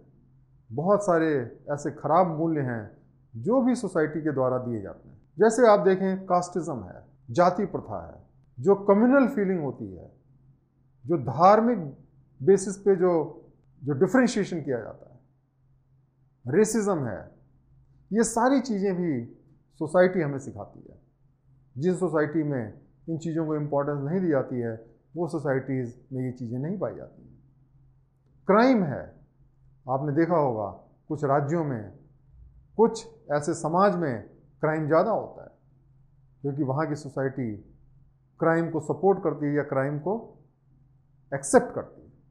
उसी तरीके से करप्शन, आपने देखा होगा कि बहुत सारे ऐसे नेता लोग होते हैं या ऐसे ब्यूरोक्रेट्स होते हैं, ऐसे अधिकारी होते हैं जो बहुत सारे पैसा कमाते हैं गलत तरीके से, लेकिन उसके बावजूद उनकी सोसाइटी जो है उनको पनिश नहीं करती है, उनकी इज्जत करती है। ऐसे नेता बार बार इलेक्ट होके पार्लियामेंट में जाते हैं, तो ऐसी सोसाइटी में ऐसे नेताओं को बढ़ावा मिलता है। बहुत सारे ऐसे क्रिमिनल्स होते हैं जो जेल में मर्डर की, रेप की सज़ा काट रहे होते हैं, लेकिन उसके बावजूद जनता उनको इलेक्ट करती है। तो इस तरीके की सोसाइटी में क्राइम और करप्शन पनपता है, और जहाँ पे ऐसे लोगों को पनिश किया जाता है सोसाइटी द्वारा, लोग इस तरीके की वारदात करने से घबराते हैं, दूर भागते हैं। उसी तरीके से बहुत सारी सोसाइटीज़ हैं जहाँ पे डिस्पैरिटी या जो ऊंच नीच होती है उसको लोग एक्सेप्ट कर लेते हैं। कुछ लोग बड़े अमीर होते हैं, कुछ लोग बड़े गरीब होते हैं, कुछ लोग बड़े पावरफुल होते हैं, कुछ लोग के पास बिल्कुल पावर नहीं होती है। तो ये भी दोस्तों सोसाइटी की देन रहती है। अच्छी सोसाइटी वो होती है जहाँ पे जो डिफरेंस हो कम से कम हो, और ये भी अगर सोसाइटी एक्सेप्ट करती है तभी ये चीज़ें प्रमोट होती हैं। फिर आपने देखा होगा बहुत सारी सोसाइटी में लोग मीडियोकर बन के रह जाते हैं, क्योंकि वहाँ पे क्रैब मेंटलिटी रहती है। कोई भी ऊपर जाने की कोशिश कर रहा हो उसको खींच के नीचे ले आओ। एक्सेलेंस को वो प्रमोट नहीं करते हैं, और ऐसी जो सोसाइटीज़ होती हैं वो मीडियोकर सोसाइटीज़ बन के रह जाती हैं। वहाँ पे कोई भी एक्सेलेंट काम नहीं हो पाता है।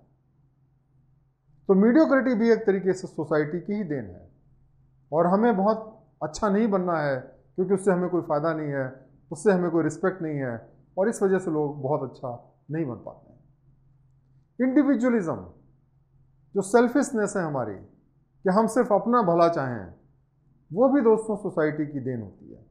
बहुत सारी सोसाइटीज़ होती हैं जहाँ पे लोगों को सिखाया जाता है कि सबके भले में आपका भला निहित है, और वहीं पे कुछ सोसाइटीज़ ऐसी होती हैं जहाँ पे सिखाया जाता है कि सबको अपना अपना ध्यान रखना चाहिए। और जिन सोसाइटी में इंडिविजुअलिज्म सिखाया जाता है वहीं पे स्वार्थ की भावना प्रबल होती है। वायलेंस, काफ़ी ऐसी सोसाइटीज़ होती हैं जहाँ पे हर चीज़ का जो सोल्यूशन है वो वायलेंस से होता है, हिंसा से होता है। तो कई ऐसी सोसाइटीज़ होती है जहाँ पे अहिंसा रहता है। ये जो हिंसा होती है सोसाइटी में, ये भी सोसाइटी की वैल्यूज़ की वजह से हमारे अंदर आती है। वहाँ पे अगर कोई आदमी अहिंसा करता है तो उसको लोग कॉवर्ड कहते हैं, उसको लोग कमज़ोर कहते हैं, और इस वजह से लोग ये काम करने से भागते हैं और वायलेंस करते हैं या हिंसा करते हैं। इसी तरीके से सोसाइटी के जो प्रेशर होते हैं उसके तहत बहुत से लोग सिगरेट पीना या शराब पीना शुरू करते हैं। बहुत से लोग यंग एज में बुरी आदतों का शिकार होते हैं, क्योंकि वो सोशल प्रेशर की वजह से ही ज़्यादातर लोग ऐसा काम शुरू करते हैं। अगर कुछ सोसाइटीज़ में जहाँ पे इसका पनिशमेंट होता है, चाहे कानून के माध्यम से, चाहे सोशल वैल्यूज़ के माध्यम से, वहाँ पे लोग ये सब चीज़ें नहीं करते हैं। इसी तरीके से बहुत सारे इमोरल प्रैक्टिसेस होती हैं सोसाइटी के अंदर, वो भी जो है सोसाइटी की वजह से आती हैं। जैसे कि बहुत जगह पे जो है लोग शादी के बाद में भी संबंध बनाते हैं, शादी के पहले संबंध बनाते हैं, अवैध संबंध बनाते हैं। ये जो सारी चीज़ें हैं, ये जब सोसाइटी एक्सेप्ट करती है तभी इस तरीके की जो है चीज़ें प्रमोट होती हैं। और ये जो निगेटिव चीज़ें हैं ये भी सोसाइटी की वजह से आती हैं। तो अब दोस्तों हम देखें कि सोसाइटी कैसे एक अच्छे मूल्यों को उस समाज के लोगों के अंदर डाल सकती है। तो सबसे पहले दोस्तों सोसाइटी का ये कर्तव्य है कि सोसाइटी जो ईमानदार लोग हों, जो कानून का पालन करने वाले लोग हों, उनकी तारीफ़ करे, उनको ऑनर करे, उनका मजाक न उड़ाए बल्कि उनको इज्जत दे। उसी तरीके से जो लोग कानून को तोड़ते हैं, जो लोग करप्ट हैं, भ्रष्टाचारी हैं, उनको किसी तरीके से पनिश करे, बायकॉट करे, तारीफ ना करे। अगर सोसाइटी ऐसा करेगी तो करप्शन बिना कानून के ही, बिना सख्त कानून के ही काफ़ी हद तक कम हो जाएगा, क्योंकि हर आदमी सोसाइटी का अप्रूवल चाहता है। उसके बाद में सोसाइटी का एक दायित्व है कि जो भी अच्छा काम करे, जो एक्सेलेंस अचीव करे, चाहे स्पोर्ट्स के फील्ड में, चाहे नॉलेज के फील्ड में, चाहे राइटिंग के फील्ड में, किसी भी फील्ड में जो एक्सेलेंस अचीव करे उसको तारीफ़ करे, उसको ऑनर करे। अगर ऐसा करेगी सोसाइटी तो बहुत सारे महापुरुष, महान काम करने वाले किसी भी देश में पैदा हो सकते हैं। सोसाइटी जो है उसको ऐसे लोगों को प्रमोट करना चाहिए जिनके अंदर अच्छी ह्यूमन वैल्यूज़ हों, बजाय इसके कि किसी व्यक्ति ने एन केन प्रकारण पैसा कमा लिया, पावर ले ली। ऐसे लोगों को तारीफ़ करे, ऐसे लोगों को ऑनर करें। अगर इंसानियत की वजह से आप इंसानों को इज्जत बख्शेंगे तो निस्संदेह इंसानियत का पूरे देश में संचार होगा। उसी तरीके से जो हिंसा करते हैं उनको कंडेम करने की ज़रूरत है। कई बार सोसाइटी में आपने देखा होगा कि चाहे वो पुलिस वाले हों, चाहे एक आम आदमी हों, वो कानून को अपने हाथ में ले लेते हैं और पनिशमेंट दे देते हैं। आजकल लिंचिंग का मामला बहुत कॉमन है। आजकल आपने देखा होगा बहुत सारे फॉल्स इनकाउंटर किए जाते हैं। तो सोसाइटी को ऐसे लोगों को इनकरेज नहीं करना चाहिए। सोसाइटी को चाहिए कि वैसे लोगों को इनकरेज करे जो कानूनी तरीके से न्याय को प्राप्त करते हैं, और तभी एक अच्छी सोसाइटी बन सकती है। सोसाइटी को लोगों के बीच में टॉलरेंस सिखाना बहुत ज़रूरी है, एक दूसरे की इज्जत करना। दोस्तों सोसाइटी के हर व्यक्ति के अलग अलग मूल्य होते हैं। एक परिवार के अंदर भी माँ के, बाप के, बच्चों के अलग अलग वैल्यूज़ होते हैं, अलग अलग विचार हो सकते हैं, और हमारा ये कर्तव्य है कि हम अलग अलग विचारों को गलत ना समझें बल्कि उनको समझने की कोशिश करें। जैसे कि स्पेक्ट्रम में बहुत सारे रंग होते हैं और वो सब रंग मिलकर के स्पेक्ट्रम को खूबसूरत बनाते हैं, उसी तरीके से जो अलग अलग विचार हैं वो सोसाइटी को समृद्ध बनाते हैं और उसको अच्छा बनाते हैं, खूबसूरत बनाते हैं। और इसके लिए ज़रूरी है कि हम अलग अलग विचारों का आदर करें और दूसरे जो हमसे भिन्न विचार रखते हैं उनको टॉलरेट करें, उनको एक्सेप्ट करें। इसके अलावा सोसाइटी अच्छे मूल्यों को क्रिएट कर सकती है अगर हम पूरे दुनिया के जो भी अच्छे मूल्य हों, चाहे किसी भी राज्य से आएँ, चाहे किसी भी राष्ट्र से आएँ, चाहे किसी भी कल्चर से आएँ, अगर वो सोसाइटी को इम्प्रूव करने में सहायक हैं तो हमको उनको एक्सेप्ट करना चाहिए। कई बार ऐसा होता है कि हम विदेशी मूल्यों को एक्सेप्ट नहीं करते क्योंकि उनको हम रिजेक्ट कर देते हैं इस वजह से क्योंकि वो विदेशी हैं। और जो भी हमारे देश के मूल्य हैं चाहे वो ख़राब हों उसको हम एक्सेप्ट करते हैं क्योंकि वो हमारे अपने हैं। ये एक अच्छी सोसाइटी की निशानी नहीं है। अच्छा समाज वो है जो कि सब जगह के अच्छे अच्छे जो वैल्यूज़ हों उनको अपने सोसाइटी में लाए और एक अच्छा आदर्श समाज बनाए। सोसाइटी में इमोशनली कनेक्ट करने के लिए जो बहुत सारे फेस्टिवल्स होते हैं, बहुत सारे त्यौहार होते हैं, उनका बड़ा इम्पॉर्टेंट रोल रहता है। जिन सोसाइटीज़ में उसके मेंबर्स मिल करके त्यौहार मनाते हैं उनके बीच में इमोशनल बॉन्डिंग बड़ी ज़बरदस्त होती है, और इसलिए हमें चाहिए कि हम ऐसे त्यौहार बनाएं या इस तरीके से त्यौहार को मनाएं जिसमें कि सोसाइटी के सारे लोगों की भागीदारी हो। और जब हम इस तरीके की सोसाइटी बनाएंगे, जब हम इस तरीके से त्योहारों को मनाएंगे तो हम इमोशनली कनेक्ट होंगे और एक बेहतरीन सोसाइटी को बनाने में कामयाब होंगे। एक दूसरे की ह्यूमन वैल्यूज़ डेवलप होती हैं जब हम इमोशनली एक दूसरे के साथ में कनेक्ट होते हैं। तो इस तरीके से दोस्तों आज हमने सीखा कि किस तरीके से जो सोसाइटी होती है, जो समाज होता है, वो अच्छे मूल्यों को अपने मेंबर्स में बना सकता है और अच्छे इंसान बनने को हमें प्रेरित कर सकता है। बहुत बहुत धन्यवाद ये लेक्चर देखने के लिए। Thank you very much.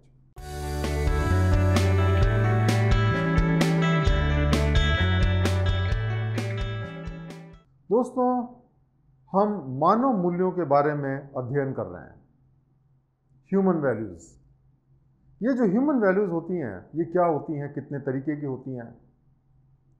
हमने ये भी सीखा पहले कि ये जो ह्यूमन वैल्यूज़ हैं वो हम अपनी फैमिली से सीखते हैं, सोसाइटी से सीखते हैं। इसके अलावा ये जो ह्यूमन वैल्यूज़ हैं वो हम अपने educational institutions, schools, colleges, universities यहाँ से भी सीखते हैं। तो आज हम जानते हैं कि ये जो ह्यूमन वैल्यूज़ हैं वो एजुकेशनल इंस्टीट्यूशंस इसमें क्या रोल प्ले कर सकते हैं। ये स्कूल्स और कॉलेजेस कैसे ह्यूमन वैल्यूज़ को कल्टीवेट कर सकते हैं, बढ़ावा दे सकते हैं, ताकि हम एक बेहतर कल बना सकें, एक बेहतर देश बना सकें।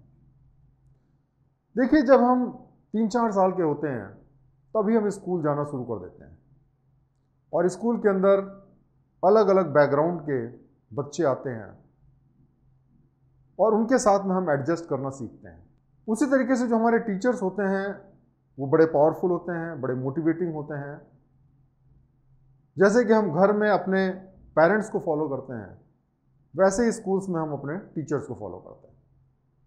उनसे हम बहुत सारी चीज़ें सीखते हैं, अच्छी चीज़ें भी सीखते हैं, बुरी चीज़ें भी सीखते हैं। अगर हमारे जो टीचर्स हैं उनका चरित्र अच्छा हो, वो मोटिवेटिंग हो, तो हमारे चरित्र को वो बना सकते हैं। लेकिन अगर ऐसा नहीं हो तो उससे बच्चों के चरित्र पे बुरा असर भी पड़ता है। अब जैसे कि मैं एक आपको कहानी बताना चाहता हूँ जो महात्मा गांधी जी की ज़िंदगी से जुड़ी हुई है, जिसमें दर्शाया गया है कि टीचर्स का कितना इंपॉर्टेंट रोल रहता है हमारे वैल्यूज़ को बनाने में। जब महात्मा गांधी जी छोटे थे तो एक बार जब स्कूल में पढ़ते थे तो वहाँ पे इंस्पेक्टर ऑफ स्कूल जो हैं, जिनका नाम मिस्टर गिलिस था, वो आए इंस्पेक्शन करने के लिए। उन्होंने 5 शब्द बोले इंग्लिश में और बच्चों को लिखने के लिए कहा। महात्मा गांधी जी ने 4 शब्द तो ठीक ठाक लिख दिए, लेकिन जो 5वां शब्द था कैटल, उसकी स्पेलिंग उनको नहीं आती थी और वो ठीक से नहीं लिख पा रहे थे। तो जो उनके टीचर थे वो इंस्पेक्टर ऑफ स्कूल के पीछे खड़े हुए और वहाँ से उन्होंने इशारा किया कि अपने बगल वाला जो आपका पड़ोसी है उसकी कॉपी से कॉपी करके सही सही लिख लो। महात्मा गांधी जी ने ये करने से मना कर दिया। उसके बाद जब इंस्पेक्टर चले गए तो टीचर जो था उन्होंने महात्मा गांधी को जोर से डांटा कि तुमको हमने एक छोटा सा काम बोला था कि बगल वाले की कॉपी से लिख करके लिख लो सही आंसर, लेकिन तुम वो भी नहीं कर पाए। इस पर सारे बच्चे जोर से हंस दिए, लेकिन महात्मा गांधी जी उससे दुखी नहीं हुए, क्योंकि उन्हें बड़ी खुशी थी कि वो टीचर के प्रलोभन के बावजूद वो सही रास्ते पे चलने में कामयाब रहे। और शायद इसका श्रेय उनके परिवार पे जाता है, उनकी माँ पे जाता है, जिन्होंने उनको इस तरीके की अच्छी वैल्यूज़ का संचार किया और जिसकी वजह से वो टीचर्स के बताए हुए गलत रास्ते पे चलने से बच गए। लेकिन सब लोग ऐसे लकी नहीं होते हैं। बहुत सारे घरों में पेरेंट्स खुद इस तरीके की वैल्यूज़ रखते हैं, और अगर टीचर्स की वैल्यूज़ भी इसी टाइप की हों तो बच्चों का मॉरल या करैक्टर कैसे बन सकता है। और ये दुर्भाग्य की बात है कि बहुत सारे स्कूलों में बहुत सारे टीचर्स ऐसे होते हैं जिनका स्वयं चरित्र जो होता है वो अनुकरण करने लायक नहीं होता है, और ऐसी सिचुएशन में अक्सर जो है बच्चे गलत चीज़ों को सीखने लगते हैं। तो हम ये जानते हैं अब कि जो एजुकेशनल इंस्टीट्यूशंस हैं, जो स्कूल्स हैं, कॉलेजेस हैं, उनको किस तरीके की वैल्यू या कौन कौन सी वैल्यूज़ हैं जो बच्चों के अंदर डालनी चाहिए। सबसे पहली वैल्यू है अकाउंटेबिलिटी या जिम्मेदारी। हमें बच्चों को सिखाना चाहिए कि हमें अपने कार्यों के लिए जिम्मेदार होना चाहिए। आप सफल हो तब भी, असफल हो तब भी आपको हमेशा अपनी जिम्मेदारी लेनी चाहिए। ज़्यादातर लोगों के अंदर एक आदत होती है कि जब सफल होते हैं तब तो सारी जिम्मेदारी वो अपने ऊपर ले लेते हैं, उसका क्रेडिट भी ले लेते हैं, लेकिन जब फेल होते हैं तो किसी न किसी के ऊपर वो डाल देते हैं, किसी न किसी को बलि का बकरा बना देते हैं। कभी घर में पेरेंट्स को बता दिया कि हमारे पेरेंट्स के अंदर ये कमी है, कभी ये कह दिया भाई हमारे घर की इकोनॉमिक कंडीशन अच्छी नहीं है, कभी टीचर को ब्लेम किया कभी अपने फ्रेंड्स को ब्लेम किया। ये बड़ी गलत बात है। बच्चों को सिखाना चाहिए कि वो अपनी जिम्मेदारी स्वयं लें। तो अकाउंटेबिलिटी एक बड़ी इंपॉर्टेंट चीज़ है जो बच्चों के अंदर डालने की ज़रूरत है। दूसरी चीज़ है करेक्टर और इंटीग्रिटी, चरित्र।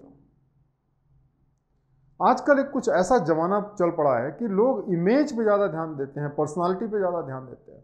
आप दिखते कैसे हैं, आपका इंप्रेशन क्या है, अंदर से क्या है, इस पे उतना ध्यान नहीं रहता। लेकिन आखिरकार जो चरित्र होता है, जो करेक्टर होता है, वही सबसे इंपॉर्टेंट रहता है। क्योंकि जैसे एक सोना होता है, उसको आप कितना भी घिसें, वो सोना अंदर भी है और बाहर भी रहेगा। लेकिन अगर पीतल के ऊपर या लोहे के ऊपर आपने सोने की पॉलिश कर दी, तो जैसे ही स्क्रैच किया जाएगा, असलियत सामने आ जाएगी। इसी तरीके से इमेज अगर अच्छी हो और चरित्र में दम ना हो, तो आदमी एक्सपोज हो जाता है, और जब वो एक्सपोज होता है तो लोग उस पर विश्वास नहीं करते। इसलिए ज़रूरी है कि जो हमारे टीचर्स हों, वो बच्चों के अंदर चरित्र का निर्माण करें, उनको ईमानदार बनाएं, और सबसे बेहतरीन तरीका ये है कि वो कह के नहीं, करके दिखाएं। स्वयं के अंदर अगर उनका चरित्र होगा तो बच्चे नेचुरली जो है उनको फॉलो करेंगे। तीसरी चीज़ है दोस्तों कोऑपरेशन, एक दूसरे की मदद करना। आजकल कंपटीशन का ज़माना है। बच्चों को सिखाया जाता है कि तुम्हें क्लास में फर्स्ट आना है, दूसरों को पीछे छोड़ना है। कंपटीशन की अपनी एक महत्व है, क्योंकि हम जब कंपटीशन में जाते हैं तो अपना बेस्ट देने की कोशिश करते हैं। लेकिन ज़िंदगी सिर्फ कंपटीशन से नहीं चलती है। स्कूल में आप टॉप कर सकते हैं, फर्स्ट रैंक ला सकते हैं, लेकिन जब आप किसी भी नौकरी में जाएंगे तो वहाँ पे टीम वर्क के बिना काम नहीं चलता है। जैसे क्रिकेट की टीम है, कोई आदमी कितना भी अच्छा प्लेयर हो, लेकिन जब तक 11 के 11 प्लेयर अच्छी तरह ना खेलें, एक टीम की तरह ना खेलें, तब तक आप मैच नहीं जीत सकते। वैसे ही जीवन में हमें दूसरों की मदद की ज़रूरत होती है। बिना मदद के, बिना टीम वर्क के कोई भी महान कार्य जो है वो नहीं किया जा सकता। और इसीलिए दोस्तों, हमें बचपन से ही बच्चों के अंदर कोऑपरेशन की जो स्पिरिट है, एक दूसरे की मदद करने की जो भावना है, वो हमें उनको डालने की ज़रूरत है। कहानियों के माध्यम से, गेम्स के माध्यम से उनको इस तरीके से ट्रेन किया जाए कि वो एक दूसरे की मदद करना सीखें, और उसमें अपना और अपने कॉलेज का और अपने देश का हित जो है देखने लगे। चौथी चीज़ है एप्रिशिएशन, दूसरों की तारीफ करना।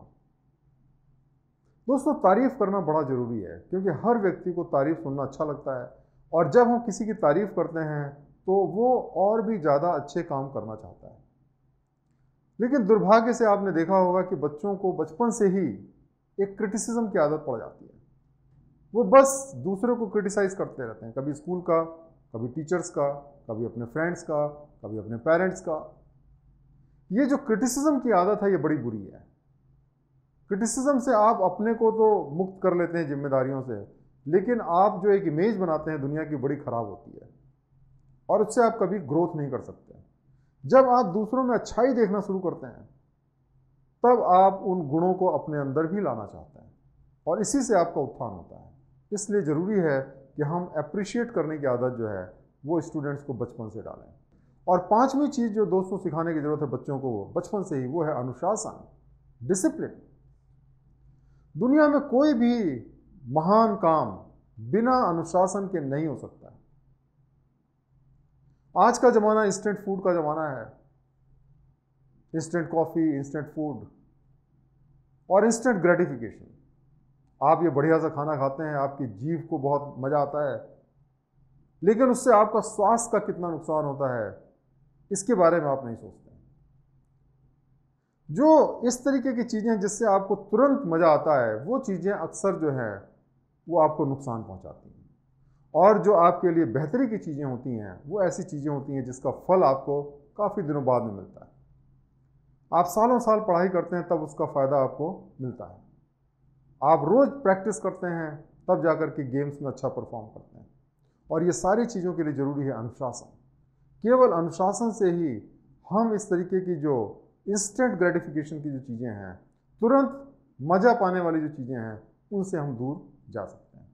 और ये चीज़ बच्चों के अंदर कल्टीवेट करने की ज़रूरत है, टीचर्स को शुरू से ही। अब सवाल उठता है कि कैसे जो है इस तरीके की जो ह्यूमन वैल्यूज़ हैं वो बच्चों में विकसित की जाएं। तो अब इसके बारे में हम चर्चा करते हैं।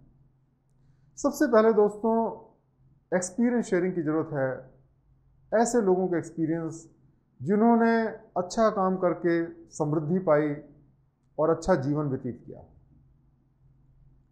आपने देखा होगा कि आजकल जो मीडिया है वो हमेशा बस बुराई बुराई बुराई करता रहता है, बुरे लोगों की कहानियां रहती हैं, और उसकी वजह से जो बच्चे होते हैं जिनका मन बड़ा कोमल रहता है, उनको ऐसा लगता है कि शायद दुनिया में बुराई का ही राज है और अच्छे लोगों के लिए कोई जगह नहीं है। और इसकी वजह से क्या होता है कि अच्छाई पे उनका विश्वास उठ जाता है।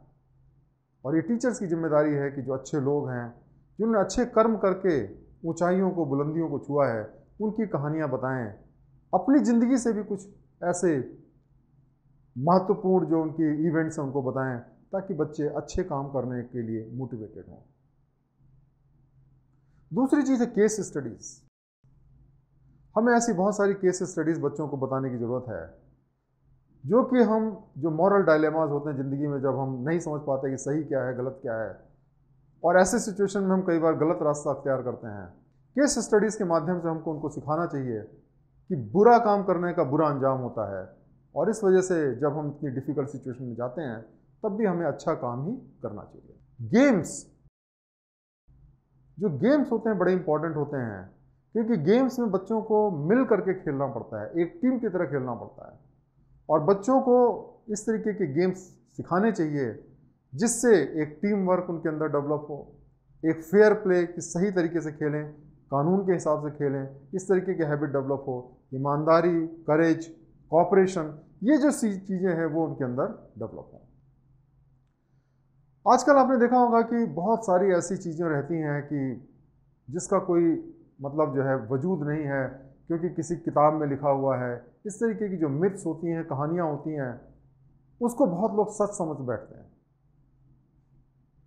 और ये जो मिथ्स हैं, इसको बच्चों को दूर हटाने की ज़रूरत है। बच्चों के अंदर एक हैबिट डेवलप करनी चाहिए कि वो हर चीज़ को रैशनली सोचें, लॉजिकली सोचें। कोई भी बात, कोई भी कहानी, किस्सा या कोई भी आदमी कुछ कहता है तो उसको विश्वास करने से पहले अपना दिमाग लगाएं, कॉमन सेंस लगाएं, और जब रैशनल थिंकिंग का वो इस्तेमाल करेंगे तभी वो सत्य तक पहुंच सकते हैं। और ये चीज़ें जो हैं टीचर्स को बचपन से बच्चों के अंदर सिखाने की ज़रूरत है। दोस्तों, जो क्लासरूम होता है उसमें टीचर्स पढ़ाते हैं और हम सुनते हैं, और उस सुनने से ही हमने ज्ञान सीखना होता है, सुनने से ही ज्ञान अर्जित होता है। ज़िंदगी में भी ये बड़ा इम्पॉर्टेंट है कि अगर कोई कुछ कह रहा है तो उसकी बात पे हम फोकस करें, और उसी से हम उसको समझ सकते हैं और ज्ञान को अर्जित कर सकते हैं। फोकस बहुत इंपॉर्टेंट है। जो काम करें 100% हम उसमें दें, और ये जो हैबिट है ये टीचर्स को बच्चों के अंदर सिखाने की ज़रूरत है। क्लासरूम इसके लिए एक बहुत ही बेहतरीन जगह है। बच्चों के अंदर एक रिफ्लेक्टिव लर्निंग की ज़रूरत है और इंटरपर्सनल स्किल की ज़रूरत है। मतलब कि रिफ्लेक्टिव लर्निंग, कोई चीज़ हुई, आपने कोई काम किया और आपने देखा कि इसका अंजाम ऐसे हुआ, तो कॉज और इफेक्ट, इसको कनेक्ट करना, ये काम करने से ये होता है, ये एक रिलेशनशिप को बनाना अपने मन से, किसी ने बताया ऐसा नहीं, अपने मन से, ताकि आप ये समझें कि अच्छे काम का अच्छा परिणाम होता है और बुरे काम का बुरा परिणाम होता है।